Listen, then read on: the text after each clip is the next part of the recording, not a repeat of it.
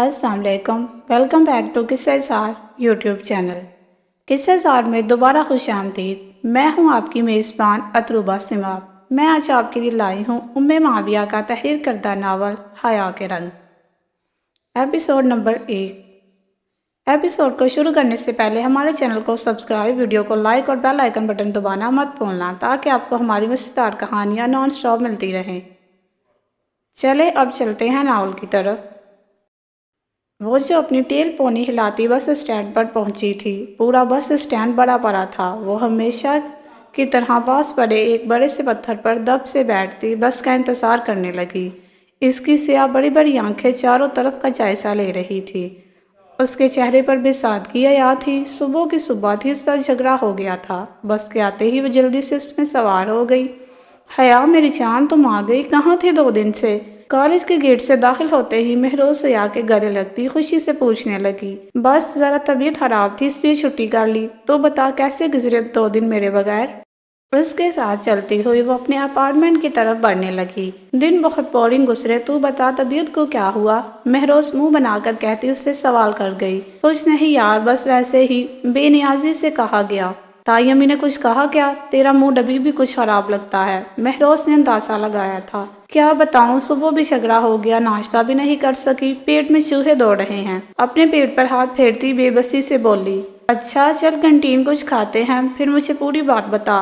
महरोज उससे कैंटीन ले गई। चल अब शुरू हो जा। बर्गर और कोक पीने के बाद महरोज ने उससे बोलने को कहा। यार छोड़ ना, तुझे पता तो है क्या करती है वो। आज बस आपी को सुबह सुबह बातें सुना रही थी। मैंने 2-4 खड़ी खड़ी सुनाई और नाश्ता छोड़कर आ गई। उसने हाथ साफ करते आम से अंदाज में कहा। तो गुस्सा खाने पर मत निकाला कर। चल अब चलते हैं, क्लास का टाइम होने वाला है। वो इसको कहती बैग उठाकर खड़ी हो गई। तुझे पता है क्लास में एक नया स्टूडेंट आया है, बहुत ही सादा सा है बेचारा। वो देख वहाँ बैठा है। माही उसे 2 दिन की अपडेट दे रही थी। लड़के को छोड़ यार, तुझे कुछ और नहीं सोचता क्या? हया बेसारगी से कहती किताब खोलने लगी। सुन तो, वो देख तो सही कितना सीधा सा है। उसे तंग करेंगे ब्रेक टाइम में, ठीक है? और काफी सहीन भी है, नोट्स वगैरह बनवा लेंगे। माही उसे पूरा प्लान बताने लगी। वो बेसारगी से अपनी टेल पोनी हाथों से घुमाती वहां देखने लगी। वो लड़का वाकई सीधा सा था। अकेले ही बैठा, वो किताबों में सर दिए हुए था। किसी से बातचीत भी नहीं करता था। ब्रेक टाइम में ही वो माही के स्टार पर कैंटीन में उसके पास जा बैठी, जो जूस पीने में मसरूफ था। उसे देखकर चौंका। न्यू एडमिशन हो? उसने सवाल धरा। जी, कोई काम था क्या? उसने जवाब देकर आखिर में सवाल पूछा। नहीं, मेरी दोस्त को तुमसे कुछ कहना है, मैं चलती हूँ। हया माही को वहां छोड़कर उठ खड़ी हुई। उसे वैसे भी इस सब में कोई दिलचस्पी नहीं थी। महरोज उससे जाता देखकर गुस्से से पैर पटकती उसके पीछे लपकी, जबकि वो लड़का अपनी आंखों में अजीब चमक लिए उसकी हवा में लहराती टेल पोनी को देखने लगा। हया मत बोला करो ना, तुम्हें पता तो है ताई अम्मी का, फिर यूं ही लड़ती हो। सुबह भी भूखी चली गई थी। बुशरा आपी उसके सामने दाल चावल रखती फिक्रमंदी से बोली। ये खाना कैसे? और आपने खाया? उसने खाना देकर सवाल किया। हाँ मैंने खा लिया है, ये मैंने ताई से नजर बचाकर छुपा लिया था। अब खा लो जल्दी से।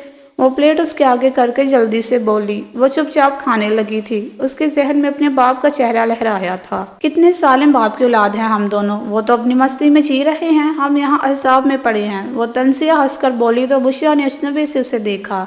हया मत बोला करो ऐसे, जैसे भी हैं वालिद है हमारे। मैं नहीं मानती उन्हें अपना बाप। क्या मिला हमें उनसे? बस जाते हुए अपनी वो सो कॉल्ड जायदाद मेरे नाम कर गए। और अब ताया दाई किस तरह वो हथियाना चाहते हैं, और जिस दिन ये जायदाद में उनके नाम हो जाएगी उस दिन हम इस घर से बाहर। नहीं, कभी नहीं। ये घर मेरा है, मेरा। और किसी की इतनी मजाल जो मेरे ही घर से मुझे निकाले। वो गुस्से से पागलों की तरह बोल रही थी।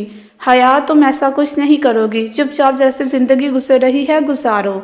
जायदाद को भूल जाओ, समझी? बुशरा इसका बाजू पकड़े उंगली उठाकर वार्न करने लगी। आपी, आप कब तक ये सब सहती रहेंगी? कब तक? मुझसे ये सब नहीं होता है। वो बिफरी हुई बेड से उठकर वॉशरूम में घुस गई। बुशरा ने अपना सर हाथ में गिरा लिया। क्या करूं मैं इसका? किसी दिन बहुत जलील करवाएगी। वो फिक्रमंदी से वॉशरूम के बंद दरवाजे को देखते बोली। वो ऐसी ही थी, बाप के जिक्र पर यूं ही बिट जाती थी, मगर फिर कुछ देर बाद नॉर्मल हो जाती। मगर फिर भी बुशरा हर वक्त उसके रवैये से परेशान रहती। اسے ڈر تھا وہ کہیں کسی سے کچھ کہہ نہ دے ورنہ تائے جینا مشکل کر دیں گی۔ وہ دونوں باتیں کرتی ہوئی کلاس میں جا رہی تھی جب ایک طرف انہیں کچھ اسٹوڈنٹس کی بھیڑ دکھائی دی۔ تجسس کے ہاتھوں مجبور ہو کر وہ دونوں دھکا مکی کرتی آگے پہنچی تو وہی لڑکا زمین پر بیٹھا اپنی کتابیں سمیٹ رہا تھا اور کچھ سینئرز اس کا مذاق اڑا رہے تھے۔ باقی سب تماشا دیکھنے کھڑے تھے۔ کیا تماشا ہے یہ؟ کوئی تھیٹر کھلا ہے کیا؟ چلو سب کلاس میں جاؤ۔ وہ سب کو غصے سے گھورتی آگے بڑھی۔ ہیلو مس، تم دور ہی رہو ہم سے، تمہارا معاملہ نہیں۔ ایک سینئر اسے مشورہ دیتے اس لڑکے پر جھکا اور اس کی کتابیں چھین لی۔ اسے بہت برا لگا تھا۔ وہ لڑکا بہت شریف معلوم ہوتا تھا اس لیے تو کچھ کہہ ہی نہیں رہا تھا، بس خاموشی سے اپنا بستہ لیے کھڑا ہو کر اس لڑکے سے اپنی کتابیں مانگ رہا تھا۔ کتابیں واپس کرو، حیا نے سختی سے اسے کہا تو سینئر لڑکے نے آئی برو جھکا کر اسے دیکھا۔ میں نے کہا کتابیں لوٹاؤ، وہ اب الفاظ پر زور دے کر بولی تو مقابل کا قہقہہ گونجا۔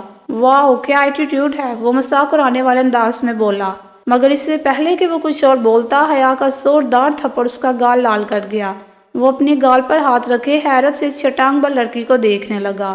اس کے ہاتھ سے کتابیں چھین کر اس لڑکے کا ہاتھ پکڑے وہاں سے نکل آئی۔ شکریہ میری مدد کرنے کے لیے، اس نے مسکرا کر شکریہ ادا کیا۔ تمہارا نام؟ سکندر شاہ۔ نائس، ویسے تم اتنے ڈرپوک کیوں ہو؟ منہ توڑ دیتے اس کا۔ وہ دونوں بینچ پر بیٹھ گئے تھے۔ کلاس تو ویسے بھی مس ہو چکی تھی، ماہی نہ جانے کہاں رہ گئی تھی، اسے تو جلدی میں وہ یاد ہی نہ رہی۔ سچ بتاؤں تو مجھے لڑنا اچھا نہیں لگتا، اور وہ تھے بھی سینئرز، اگر مار پٹائی کر دیتے تو۔ وہ کھسیا کر ہنستا کہنے لگا، سیدھا سیدھا کہو نا، ڈر لگتا ہے۔ حیا نے اس پر سیدھا سیدھا طنز کیا تھا۔ ہاں ہاں یہی سمجھ لو، وہ سر کھجا کر ہنسنے لگا۔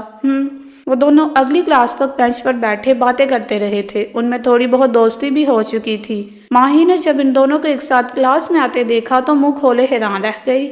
حیا پہلی بار کسی لڑکے سے ہنس ہنس کر باتیں کر رہی تھی۔ کیا چل رہا ہے یہ؟ وہ اس کے ساتھ آ کر بیٹھی تو وہ پوچھے بنا نہ رہ سکی۔ کچھ نہیں چل رہا، مجھے نوٹس دے دینا، میری کلاس مس ہو گئی۔ وہ اپنی ٹیل پونی چٹک کر بے نیازی سے بولی۔ لو مہارانی صاحبہ بھی آ گئی، چلو اب کچن میں ہاتھ چلاؤ، بہن کے ساتھ کام کرواؤ۔ وہ فریش ہو کر باہر آئی تو تائی امی اسے آرڈر دیتی ڈرائنگ روم میں چلی گئی۔ کون آیا ہے آپی؟ وہ کچن میں داخل ہوتی بولی۔ مہمان ہے، تم بس یہ چائے پیالیوں میں ڈالو، میں چینج کر کے آتی ہوں، بشرا کہتی تیزی سے کچن سے نکل گئی۔ اسے کچھ گڑبڑ لگی تو وہ ڈرائنگ روم کے دروازے کے ساتھ لگ کر کھڑی ہو گئی۔ بھائی میری بیٹی تو بہت سلیقے والی ہے، بس چائے اور لوازمات بنا رہی ہے، آتی ہی ہوگی۔ تائی امی کی آواز پر وہ چونکی تھی، کس کی رشتے والے ہوں گے؟ ہٹو آگے سے، کیا کان لگائے کھڑی ہو؟ مصباح کی آواز پر وہ پلٹی۔ اچھا تو تمہارا رشتہ آیا ہے، حیا نے تنزیہ کہا تو وہ منہ بناتے چائے کی ٹرالی لیے ڈرائنگ روم میں گھس گئی۔ مصباح تائی امی کی اکلوتی بیٹی تھی، 25 سال کی ہو چکی تھی، ہر وقت شادی کی ٹینشن رہتی، مگر کوئی رشتہ بھی چند ماہ سے زیادہ نہ ٹکتا۔ اس سے پہلے 2 مرتبہ منگنی ٹوٹ چکی ہے محترمہ کی، وجہ ان کے بڑے بڑے خواب ہیں، ملکاؤ والے خواب۔ آپی آپ کہاں جا رہی ہے؟ چائے تو وہ مصباح لے گئی ہے۔ اپنی بہن کو اس طرف آتے دیکھ کر وہ بولی، تائی امی نے مجھے بھی آنے کو بولا ہے، وہ ہولے سے کہتی ڈرائنگ روم میں چلی گئی۔ حیا بھی حیران سے اس کے پیچھے ہو لی۔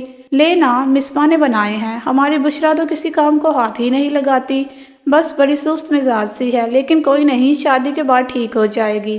تائی امی مہمانوں کو لوازمات دیتی، ساتھ میں اپنی بونکیاں بھی مار رہی تھی۔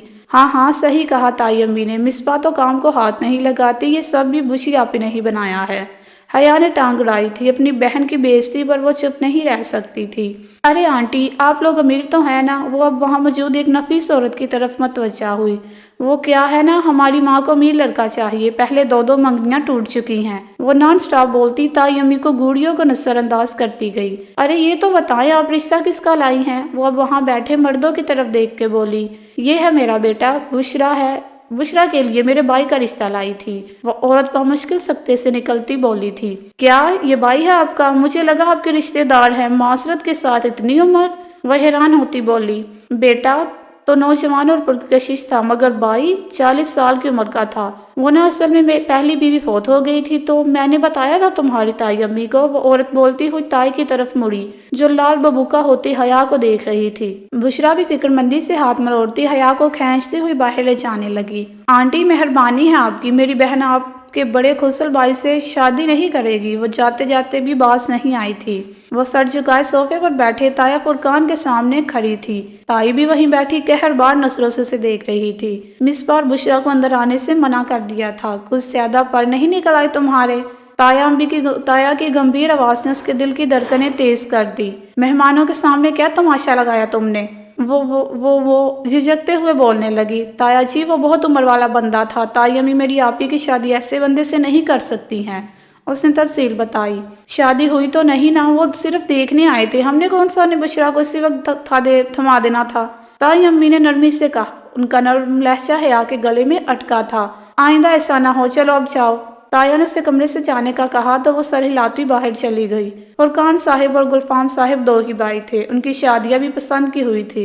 گلفام صاحب کی بیوی شہلا تو سادہ طبیعت کی تھی، مگر فرقان صاحب کی بیوی صوبیہ انتہائی شاطر دماغ کی تھی۔ ان کی ایک بیٹی مصباح اور ایک بیٹا شہروز تھا، جو باہر پڑھنے کے لیے 2 سال پہلے ہی گیا تھا، جبکہ گلفام کی 2 بیٹیاں بشرا اور حیا تھی۔ حیا جب 16 سال کی تھی تب گلفام صاحب نے دوسری شادی کر لی اور اس گھر کو چھوڑ دیا۔